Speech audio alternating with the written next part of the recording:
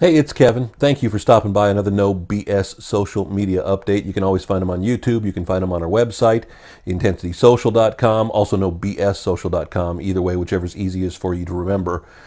Today we're talking about shutting your profiles down.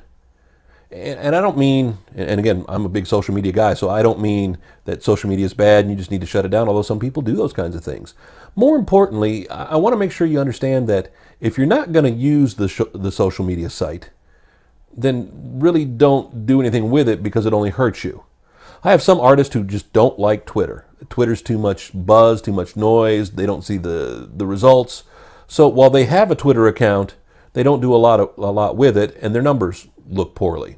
But yet you still go to their website and you click on the little Twitter button and it takes you to Twitter. You know what? If you don't like Twitter, then shut it down. Now, there are two ways to look at shutting it down. I don't necessarily mean shutting it down. For some projects I work on that just aren't going to work with Twitter, I'll open up a Twitter account to hold the place, especially if you want a name. Like I said, getting Kevin Mason as a Twitter user was pretty important. I don't want to just lose it because somebody's going to snap that up in a heartbeat. And getting a name is very important. So what you can use is use it as a placeholder and just place a tweet up there and says, you know what, I don't actively participate on Twitter. You can reach me on the website here, or you can reach me on Facebook or whichever particular site you like, if you prefer Pinterest or if you prefer Instagram or whatever it is. And that way it's there and it's not hurting you. But more importantly, then don't provide a link to Twitter on your website. Basically, don't acknowledge it. It's there, it's running in the background, you've almost shut it down. You want to make sure it looks professional, but at the same time, you want to just use it as a placeholder. With a bunch of the record companies that work with a small collective of record companies, 9 North Records, Turnpike Music, Edge Hill Music, we're actively involved in Instagram, or at least some of the people in the companies are actively involved in Instagram. But we decided as a whole not to actively have a company Instagram page. But we had somebody try to snatch away one of our usernames for one of theirs and got upset about it. So what we did is we went in and put placeholders. So if you go to Instagram.com/9northrecords, you'll see a picture of the logo and says basically, here's the people you want to follow on Instagram from the company. They're the ones using Instagram. And we have no friends, but we don't promote it. Same thing we did with Turnpike, same thing we did with Edge Hill. You can do the same thing with your career.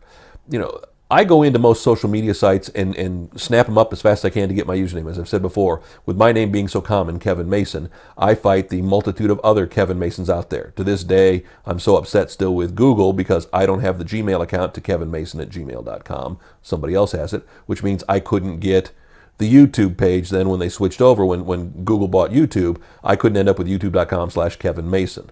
I had to be something else. Same thing with LinkedIn. I wasn't quick enough on those sites. Somebody else beat me to the punch. So therefore, I don't like those sites as much. And that's just the honest truth. I mean, I do use YouTube. I do use LinkedIn, but they're just not my favorites because I couldn't be Kevin Mason there, and that's what I wanted to be.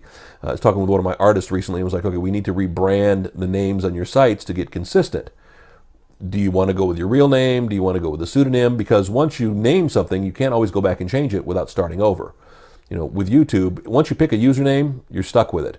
With Facebook, you can change it one time usually, and it depends on some situations, but for the most part, you can change it one time. With Twitter, you can change it anytime. With Instagram, you can change it anytime, anything that's available. It just got to fit into the parameters that they specify. So if you're not going to use the site, at least think ahead.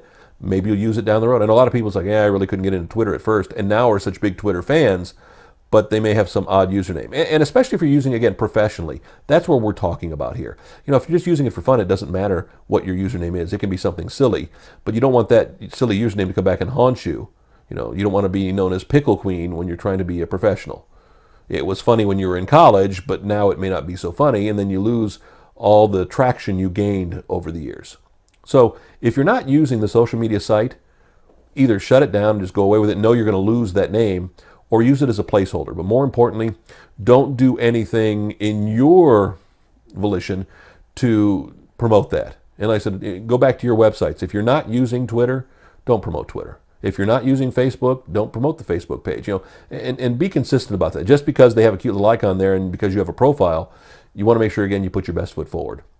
Think about that. If you're not using it, shut it down, put a placeholder on it, be done with it.